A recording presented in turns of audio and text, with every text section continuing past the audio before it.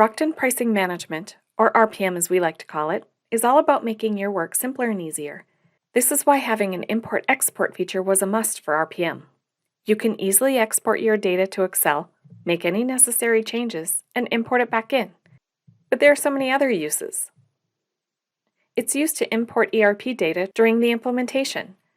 When RPM is implemented, the import feature is used to bring in data from your ERP system.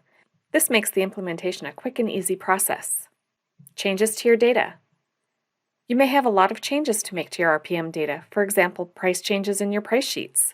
You can export your records, make the quick changes in Excel, and then import the data back in. Create new records. You could create a record in RPM and then export it to Excel using that record to create a new one. Then import the new record. For example, creating price sheets or price calculations where they're similar but not identical. Reporting. You can also use the export feature to export data simply for reporting if you want to see a list of your data, such as items, customers, price schedules, anything you want to see. But let's take a look at how simple and easy it is to export data, make changes, and then import it back in.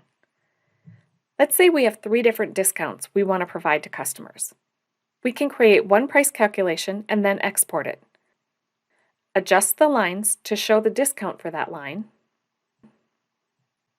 Make sure the line in the spreadsheet allows for a new record to be added.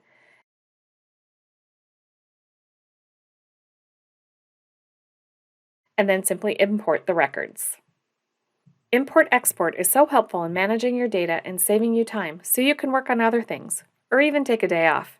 For more information on RPM, or if you'd like to see a demo, contact our sales team at sales@rocktonsoftware.com or call 1-877-4-ROCKTON.